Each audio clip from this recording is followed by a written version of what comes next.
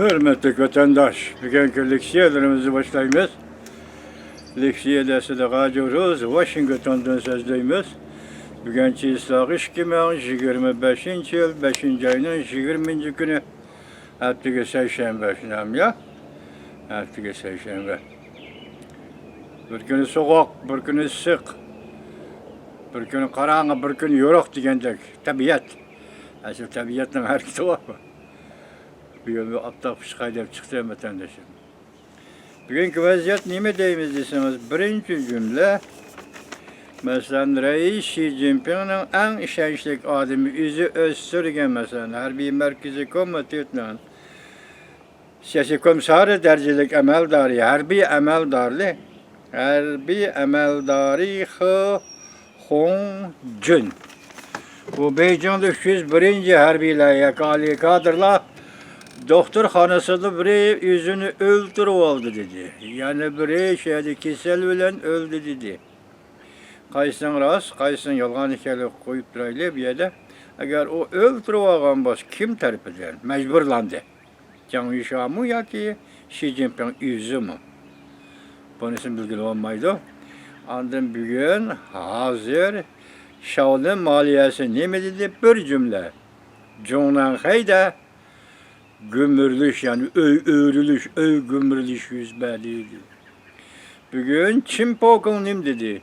Çin Pokong dedi ki sekreteri ya ki devlet reisi Xi Jinping Cumhur'un hazır Luoyang şehri geldi dedi. Luoyang şehri hiç geldi dedi. Andın bir yerde sözlerde istifa birdi Allah'ın bir işaret verdi dedi. Yani bir haberdi bugün, ben de Torbetinin yazma haberi. O haber koyulgan mavzu nime deseniz, Merkezi Komitesi Siyasi Bürosu'nun kengaytilgen yığını açıldı. Kengaytilgen yığını açıldı degen gep hazır gün tertipte işlev atkan 7 nefer daimi heyetin sırtıda, yani burunku daimi heyetler, pişkademler ya ki penisiye çıkarlar mı, yığına katlaştıydı. Bunun da asaslığı Reis Xi Jinping'ni bir taraf kılış karal diye deydi. Seliştirip ekine hayat ve turmuş kanda kurdu vatandaş. Bu yığını Hu Jintao hem katlaştı. Bu yığını Hu Jintao'nun şu vakti hizmet işlediği vaktideki veziri Wen Jiabao hem katlaştı. Ben bir seliştirip ruhsat kılıyorum vatandaş. 2022 yılı 10. ayının 16-17. günlerde Beijing'de 20. kurultay açılganda bir görünüşte bu Hu Jintao degen adamni yoki peshqadam burunqi reisni şöyle qaysi derecede xorlidi Xi Jinping. Hanzo kadr, devlet kadri, partiya kadri qatarda bo'layotgan ishda Xi Jinping Hu Jintao qandaq muomala qildi? Hamma odam ko'rdi, sizmi ko'rdingiz vatandosh? Bugun 4 yil o'tgandan keyingi bugun Merkezi Komitesi Siyasi Bürosu'nun kengaytilgan yığını çağırıldı. Bu yığında Hu Jintao katlaştı. Hu Jintao şu yığında nemi dedi? Onun gepini koyup duraylı. Hazır Wen Jiabao şu yığında nemi depti dese, men hatalaştım. Men Reis Xi Jinping'in namzatlığı körsetken idim. Hakimiyet beşik geliş körsetken idim. Men hatalaştım. Kırıkça. Hemsi iligerlik bilen taşkır dünyaya, Amerika Koşmuş Ştatları başçılığı Garp dünyasına, endi gün şu yer yetkendi mesela başta etkandık, Zhongnanhai öğrüldü. Digendek yoki öğrülgen bir paytda devatkan nailacısızlıktan Garp dünyasına tapşırıvatkan kalp bu mu yalga? Çünkü o Xitay'dı. Sen Xi Jinping'ni hata körsettin emas.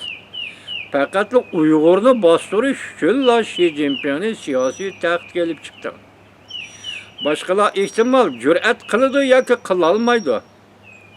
Şu aralıkta işkilinip duruşu mümkün dedin. Bir yerde Xi Jinping sana kandak verdilerini verdi. Uygurlarını bastırış doğrusu da. Ahırı sen şu sebepten Uygurlarını elip çıktı. Çünkü Reis Xi Jinping oturga çıkan 12 yılı, 2012 yılı tünügen 2009 yılı Uyguristan'da Ürümçideki namayış, kudretlik, tentenelik namayış ve bunun şiddet bilen bastırılışı. Hatta namayış kozgalmay durup, Uygur yaşları namayışga çıkmay durup, allakaçan goş toңultırgan skelatlarının adalanganlığı, bularning nemi tayyarlığı, qandaq işki sürülen buluvatkan işler bu vatandaş gelgisi de, hukuk Uygur'un koluğa kirgende izlep tapacağız bu suallarını. Nemi için şundak yüzmedi? Mesela Şavga vakası qandaq uğurlaştırdın? Uygur'un hissiyatı qandaq çaçırap çıktı. Uygur'a köyünüşten nemunisi qandaq yarattı. Kan bile yarattı, bedel tüledi. Sen ok attın, o yer yıkıldı. Bu bir sır. Müstemliki Xitay, müstemlikçi Xitay hükmranlığıdaki Uygur'un takdiriga bağlangan bir sır. Bugün yani şu Cumhuriyet'e gömürüldü. Vinjabo nemi dedi sabık özür, ben hata körüsüptüm. Ya sen hemen birleşip maksatlı körüsüptün. Fakat Uygur'una bastırır için Xi Jinping'e Allah bağlı. O ahır Uygur'unu bastırıp Cunhua degen ruhunu gevdelendirmekçi, Kompartiya degen partiyanın danalığını gevdelendirmekçi ve şu arkalı katta kolluk yani emniyetteki müstabitizmle obrazını dünya alda kösetmekçi. Bu bir maksat. İkinci maksat, Uyguristan hazır ben dedim ki vatandaş, Korogluktaki Malakka boğuzdu dedim ki, karına. İstiklal TV tünüge haber kıldı. Bir saat içinde 23 kıtım poiz çıgradın çıkıdı, çıgradın kırdı. Gördünüz mü bu tamaşanı?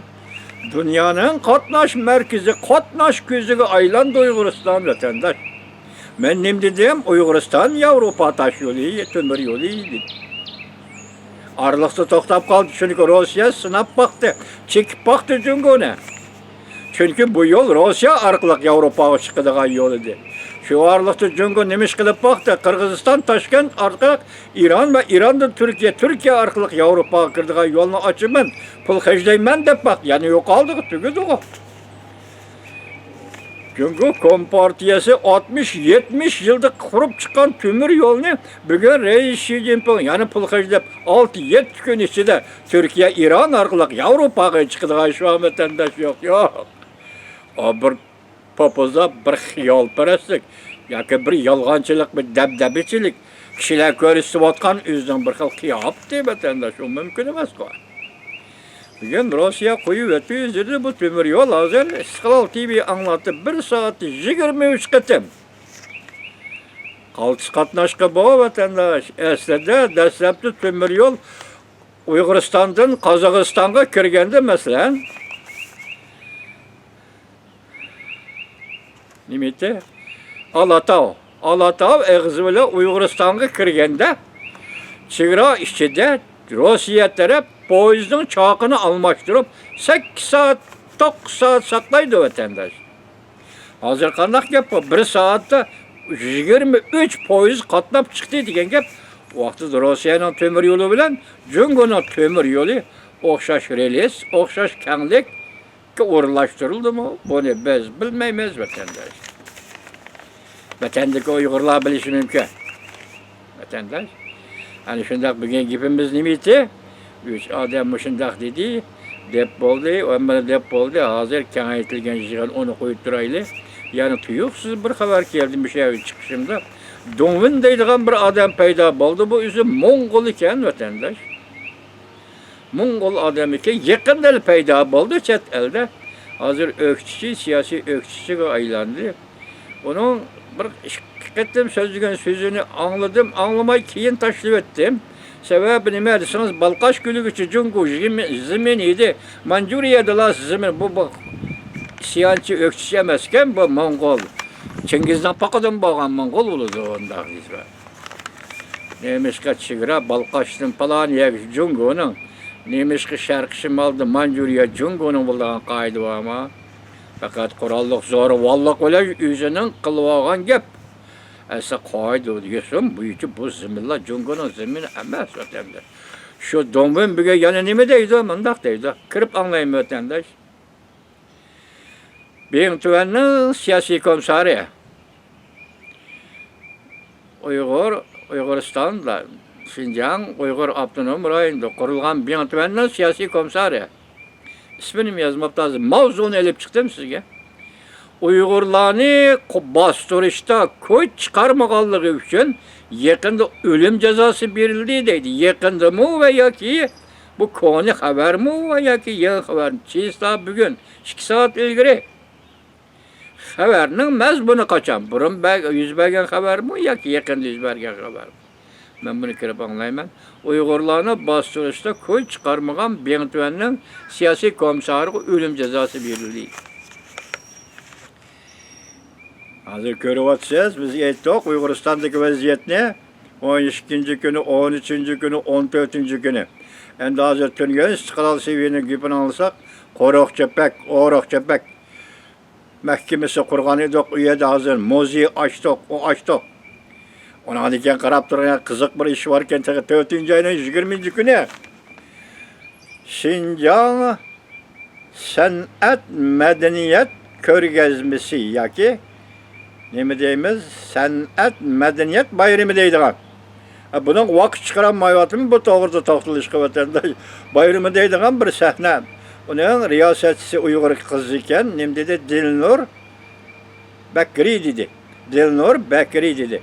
Lekin onun ichidagi pameldar tashkillashlarning hammasi Xitoy. Bunun qatnashgan ayol Uyghur kız artistlarning ko'z qapoqlarini Xitoyga o'xshashli girimlagan gap, girim yasagan gap etadi. Girimlash Xitoyning chiroyiga keltirib yasagan gap. Demak, buni abjashga aylantirgan gap. Hazır medeniyetni yo'qotishga qadimiy deyapti. Başladı medeniyet, Uyghur medeniyetini yo'qotishni. Bu to'g'rida keng kuchab to'xtalanmadik, uning atrofliq bir material ko'rishga to'g'ri kelib turib, materiallar to'rbatlarda ancha-muncha kelib qoladi. Medeniyetni yo'qotishni başladı, shu narsani ko'tarib chiqdim. Men deginim, buni bugun ko'tarib chiqdim 4-oyning 20-kuni. 5-oyning 12-kuni jan va suhbati. Shuna tayyorlig'ima Qo'roqchibek mahkamasi tarix va muzeymni turgan ko'tarib chiqdim. Bu nimaning belgisi? Şinjan azaldan tortib Jungoning territoriyasi, Jungoning zamini edi. Shuni isbotlamoqchiman. Gap yerli emas. Hozir Şinjanga mustamlik Uyg'uristonga munosabatlik. Hozir Tayvanga munosabatlik turgan so'zildik. Hong Kongga munosabatlik. Vaziyat qistab bir qadamdan sening bo'sug'onga yaqinlab keldi. Biz ishonamizki, bu vaziyatda yana portlash xarakterlik voqealar yuz berdi. Bugun tayvanliklar to'g'ri so'zlagan bir torbatda qo'yilgan mavzu nima? Prezident Trump siyosat belgilaydi, vaziyat ramka belgilaydi. Bugun Tayvanning prezidenti Lai Ching'da buni kaynidilla agishidi. Bu shunaqa mavzular keldi. Endi bugun sizlarga ma'nili paqayli, avval shuni deb o'taylik, qaranglar. Bostirishga kuch chiqarmidi deb ayblanib, Beyin Tüven'in sekretari yoki siyosiy komissariga o'lim jazosi berildi. Asli mavzu Uyg'urlar qo'zg'olon ko'targanda bostirishga kuch chiqarmidi deb ayblandi. Beyin Tüven'in partiya sekretari komissari o'lim jazosi berildi. Dovin, Mongol 5-oyning 20 kuni yutib. Bugungi xabarda men dedik, He Hongjun Xi Jinpingning o'zining ozimi 301 hospitalda mashina fojiali qildi, o'ldirildi dedi. Endi yana bir xabarda davlat mudofaa Jiang Xinjining bugungi xabarda davlat mudofaa ministri Dong Jun pat arada qo'lga ilinadi. Men sizga bu hikoyalarni so'zlab beryapman. Davri oldi. Tuniga shunday edi, bugun shunday, ertaga shunday bo'lishi mumkin. Voqeat palla yetib kelguncha. Voqeat palla yetib kelganda hammasi gumroh. Lekin bular takror bo'lib turdi vatandosh. Voqealar, shaylar takrorlanmay turib, bu oxirgi natijaga erishadigan bugun paydo bo'libla aytdilar. Uning natijasi ko'rdik, ona qoida yo'q vatandosh. Dünyada qoida yo'q. Qarangmish, yilni biz kilovatimiz 10 yil, 30 yil, 40 yil, 70 yil. Rossiya qandaq bo'ldi? Konkret umumlashtirganda 40 yil ichida gumroh. Jungo Kompartiyasi hozir vaqt shu 40 yil ichida vaqt to'shdi. Oxirgi palla, oxirgi damla, oxirgi harakat, oxirgi bo'linishlar. 8-qurultayni 7-oyda ochildi dedi. Tunugunlardan qancha dedi? 8-oyda ochildi dedi. 4-chi umum yig'inda kechiringlar. 4-chi umum yig'inni 8-oy, 7-oy dedi. Echildi. Kadrlarni almashtirdi. Endi sabab nima uchun? Jungoning navbatdagi Kompartiyasining boshlig'i sekretari Xi Jinpingni xalqaro jamiyat qabul qilmadi. En halkılık meselemiz ya da vatandaş. Xalqaro jamiyat qabul qilmadi. O Uyg'urlar uchun faşist. Uyg'urlar uchun faşist bo'lib o'tirib chiqdi va bu faşistlikni dunyoga ko'rsatdi. Dunyo uning oldida nima dedi? Javobgar bo'ldimi? Bo'ldi. Javobgarlik nima? Axloqiy javobgarlik. Shuning bilan axloqiy javobgarlik va dunyo oldida Reis Xi Jinping hiç nimaga arzimaydigan odamga aylandi, sekretarga aylandi, endi uni elib etish kerak. Xalqaro besim oldida uni hokimiyat beshida elib etish kerak. Shuni bugun Dongjun so'zlaydi, Atabin Javob so'zlaydi, O'g'illik Xo'jantov so'zlaydi. Mushundaq bo'l, ish mushundaq. Qudrat, dunyoviy kuch, bu qudrat Amerika boshchiligidagi dunyoviy kuch, g'arb kuchdir bu qudrat. Taqobil turolmasa Jungo Kompartiyasi. Faqat o'zingni qiynaysan, xalqni qiynaysan xolos, boshqa yo'l yo'q. Mana qarang, Prezident Donald Trump Rossiya bilan Ukrainaning tegishli suhbatini ilgari surdi. Jungo Qatardan chiqarildi, suhbati o'rni bo'lmadi. Asli mavzu. Tuyuqsiz yetib kelgan xabar. Prezident Donald Trump Rossiya Ukrainani yarashtirdi. Vatikanda tinchlik suhbati o'tkazildi. Prezident Donald Trump Amerika-Rossiya savdosini boshlaydi. Demak, bu yerda Vladimir Putin nurg'a yo'l qo'ydi. Tunugun nima dedi? Prezident Donald Trumpning maqsadlarini tushundi dedi. Shunlashganda bugun nima deyapmiz? Amerika Qo'shma Shtatlarining prezidenti Donald Trump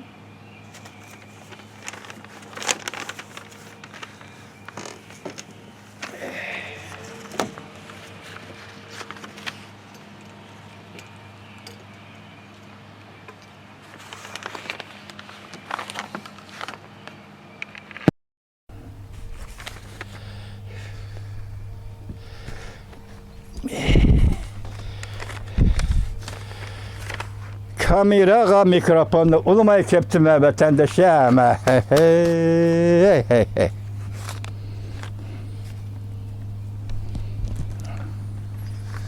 Nim degan temadir. Prezident Donald Trump Amerika-Rossiya savdosini boshlaydi. Tongoyinshing xabarlari.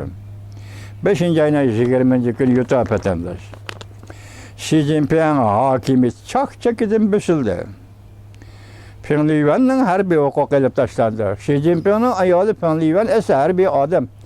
Harbiy san'at, adabiyot san'at ko'rigidagi artistning birisi edi tarixda.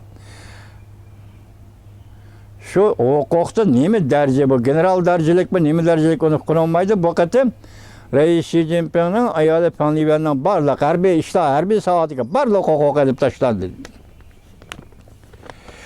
Jungo parchalanadi. Jungo Kompartiyasi gumron bo'ladi. Jungo parchalanadi, Kompartiya gumron bo'ldi. Xuddi Gorbachevdek ketyapti vatandosh. Biz dedik, deganimiz bo'lsin, Alloh madad bo'lsin.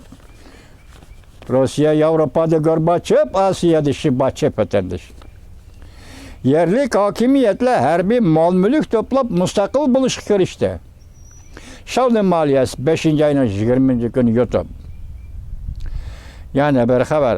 Harbiy huquqdan tamom ayrildi. Xi Jinping askarni harakatlantirishga jur'at qila olmaydi, ham kuchi yetmaydi. Yuqorida ayolining huquqi elib tashlandi.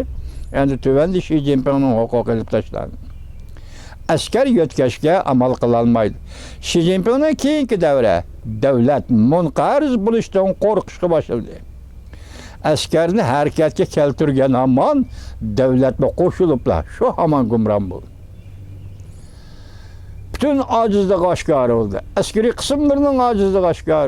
Militarizmni qurish yo'liga kirgan bo'ldi. Buni Jungo xalqi emas, dunyo, g'arb dunyosi qabul qilmaydi. Demak, harakat keltirmasa askariy qismlarni ber, huquq yo'q. Askariy qismlarni harakat keltirding, senda bunda iqtidor yo'q. Ya'ni tizginlash, yetakchilik qilish, rahbarlik iqtidori yo'q. Davlat munqariz bo'ldi. İmperiya, Xitoy mustamlik imperiyasiga gumron bo'ldi. Mustamlikchi imperiya gumron bo'ldi. Guan Han suhbatlari 5-ayning 20-kun YouTube. Jiddiy xabar.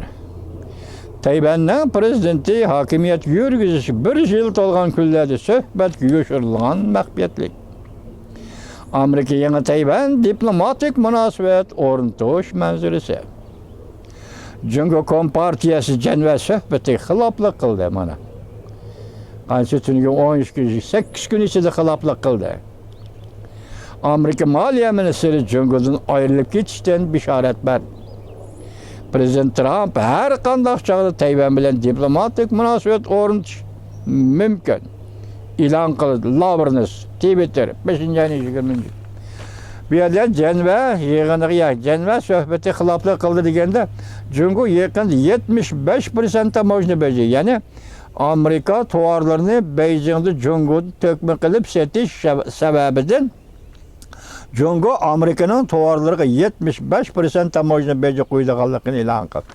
8 kun. Aran 8 kun bardoshlik berildi. 8 kunlik nochiligini ko'rsatdi. Buning sababini Xitoyning xarakterida izlasangiz bo'ladi. Boshqa gap yo'q. Yeni valida lafzi turmaydi, gapida turmaydi. Chunki bu yig'ini siz deb keldi, qarang, Li Jiying masalasi, matbuot erkinligi masalasi eng yomoni. Li Jiying masalasi, Tayvan masalasi, boshqa masalalarni qo'yib turing. Matbuot erkinligi masalasi bu qatimqi janbada shundoq o'tirib qo'yildi, muhokama qilindi. Hatto 12-kuni Amerika Qo'shma Shtatlari bilan Jungo birlashma bayonot e'lon qildi. Hammani qo'yib turayli, tamoyilbaji, savdo bu ularni hammani qo'yib turayli. Matbuot erkinligi masalasi eg'izga elindi. Amerika Qo'shma Shtatlari bilan Jungo o'tirish suhbatda deganingizdan o'zidan hukm chiqaring vatandosh, Kompartiya gumron bo'ldi degan. Kendiniz qayerga kelibdi biz yetimiz. Endi biz sizga 90 kunlik berilgan muhlat Jungolik apandi ya. 90 kun to'shmay turib 8 kunda siz vaqt dedingiz-ku. Vaka da degandek vaqt dedingiz-ku. Jungo Kompartiyasi demak nima? Masalaning ig'irligi hozir Amerika Qo'shma Shtatlarini Jungoga ishiltayotgan besim, xalqaro jamiyatning Jungoga ishiltayotgan besimining ig'irlik darajasi burunqidek emas. Faqat siz vaqt deydigan yetib keldi deganga. Shunga siz buning chidamidingiz 8 kun ichida hozir Amerikaning tovar mollariga 75% tamoyilni bajarib qo'yish. Yani bir xabar yengil yetib keldi, kishi cho'chitadigan xabar e'lon qilindi. Tayvan Birlashgan Davlatlar Tashkilotidagi 5 doimiy davlat bo'lish o'rnini qo'zg'atdi. Bu taqvo vatandoshi. Nima ish qildingiz? Birlashgan Davlatlar Tashkiloti 48-yilmi qilsa, qurilgan chog'da vatandosh 45-yilmi?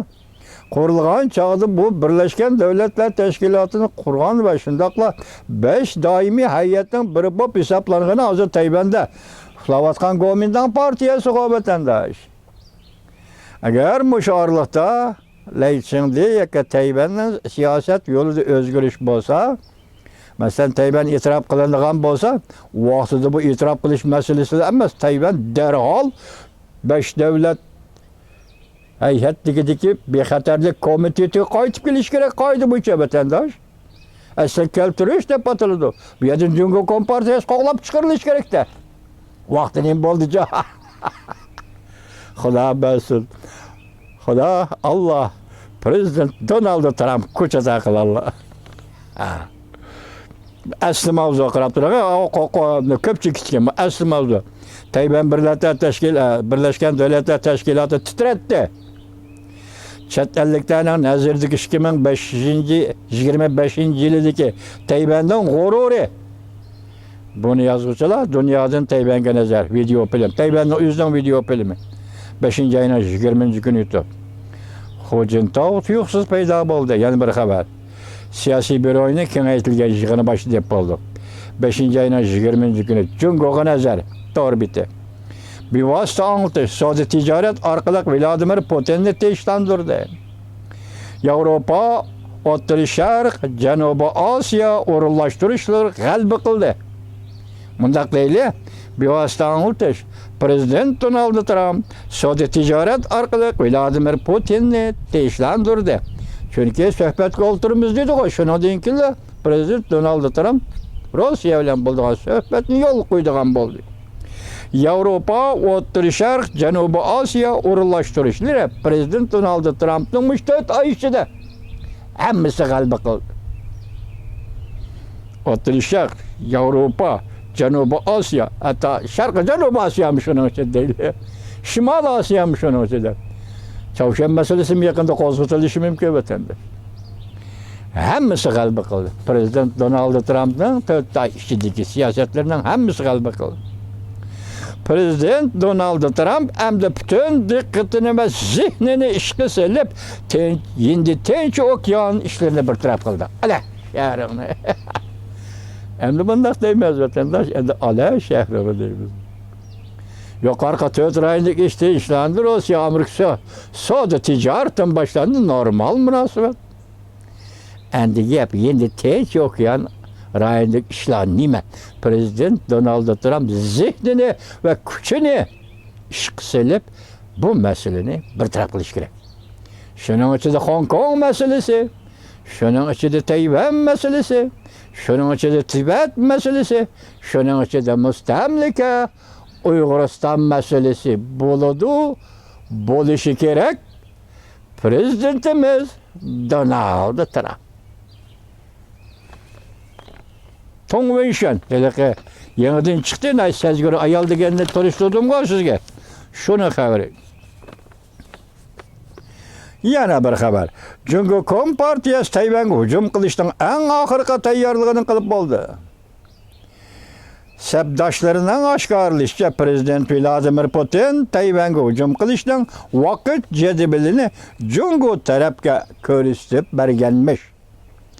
Ümit Sadosi 5-oyning 20-kuni YouTube. 1950-yili Çavuşan urushi, Çavuşan yerim oralida. Shuningdan bir mavzudan Stalinga iltimos xat yozib, Tayvanni ozod qilib ber degan edi. Stalin xatni topshirib elish bilan Çavuşan yerim oralida urush partlaydi.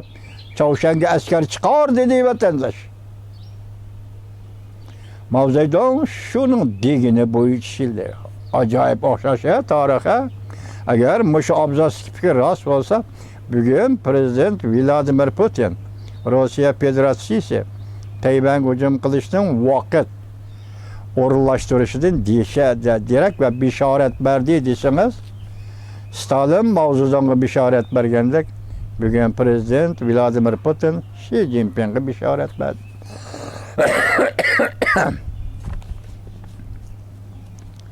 Ümit Sadosi makin qismini tahlil edimmi? Ümit Sadosi 5-oyning 20-kuni YouTube'da. En oxirgi bir xabar vatandosh. Sirli qishloq. Xi Jinping Loyangga yetib kelib, taxtdan tushadiganligidan bishoratlar bosh degan edik. Taxtdan tushadiganligidan bishorat berdi. Saychi hamroh bo'lib kelolmadi. Dunyoga nazar. Chimpokong 5-oyning 20-kuni YouTube. Şu dünya vatandaş şu. Bugün bunun içinde Prezident Trump'ın Prezident Vladimir Putin bilen bo'lgan münasebeti, anda savdo münasebeti, anda dünyanın her qaysi joylarida g'alaba qilib, Endi gapni endi Tinch okeani rayoniga tashlaganligi bu bir. İkincisi ciddi sezgir paytda Dubin degan Moңgol qalmoqning xabari, ya'ni nima deydi? Bentuen siyasi komisar yoki sekretari Uyg'urlarni bostirishda kuch chiqarmaganligi uchun o'lim jazosi berildi. Buning ma'nosi navbatda hozir Şinjan Uyg'ur Avtonom rayonida bo'layotgan ishlar, yuz berayotgan ishlar va bu ishlarga javoban holda markaziy hukumat va mash'umriy hokimiyatining qanday tutilmayotganligi va nima qilmoqchi bo'layotganligi. Mush asnoda vaziyat shundoq turganda Bentvenning sekretariga o'lim jazosi berishmi, balki ko'chman Xitoylar ishidagi amaldorlar Uyg'urlarga qo'l silishni xohlaydigan ya xohlamaydigan, ikkilanadigan amaldorlar. Bu yerda xohlaydigan, xohlamaydigan deganda vatandosh Xitoy ko'chman amaldorlari o Uyg'urlarga ish chaqirtib, ularga yestashlik qilib yo'q. O o'zining jonidan qo'rqadi vatandosh. O'zining taqdiri qanday qiladi vatandosh? Tushundingizmi? O'zining taqdiri qanday qildi, shuni qo'ydi. Hozir navbat yana men turgan dedim-ku, toza ochiqlab so'zlayapman, vaqt qiz. Hozir masala birinchi sapda Uyg'urlardan azar aylidi, Uyg'urlardan xavotirlandi.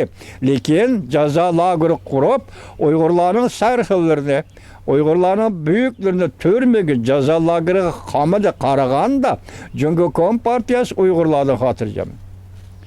Biroq hozir xotirjam bo'lolmayotganligi Xitoy ko'chmanlari. Gördünüz mü? Bentuen undaq dedi, Bentuen bundaq dedi. Xitoy ko'chmanlari. Sababi Xitoy ko'chmanlari shu yerda bir put tirab, bir o'rinda turib, Jungo Kompartiyasining gapini anglaymiz deydigan bo'lsa, Jungo Kompartiyasi birunda xotirjam bo'ldi. Agar Xitoy ko'chmanlarining orasiga bir vahima yetib kelib, Xitoy ko'chmanlari patparaq bo'lgan bo'lsa, Jungo Kompartiyasi mustamlikchi imperiyaning mustamliki sistemasi birinchi bo'lib Uyg'uristonda gumron bo'ladi. 40-yillar emas, hozir xalqaro jamiyat bo'libmi Amerika Qo'shma Shtatlar Davlat Majlisi bu 30 yil, 20 yildan bir Uyg'ur degan masalaga Uyg'uriston degan masalaga diqqat qilib keldi vatandosh. Mushundaq sharoit ostida ko'chmanlarning ideyasi turoqsiz bo'lishi, ko'chmanlarning vahimaga tushib qolishi, ko'chmanlarning Jungo Kompartiyasiga ishonmasligi, uning deganlarini yolg'onga chiqarishi bu tabiiydir. Vaqti Xitoyning millatchiligini kuchirib turaman, chunki millatchilikning nima ekanligini bilmaydi Xitoy. Mayli tuvanda, mayli yuqorida millatchilikning nima ekanligini bilmaydi Xitoy vatandosh. O faqat qo'saq va qishchilik siyosatiga ifodasi sifatida Xitoy millatchilik qilgan bilan bu millatchilikning var millatchilikning madaniyati, millatchilikning nima ekanligini jungdan qaymi bilmaydi, tuvanda qur'onlarni bilmaydi. Unaga tarbiya kerak vatandosh. Undaq tarbiya jungoda yo'q.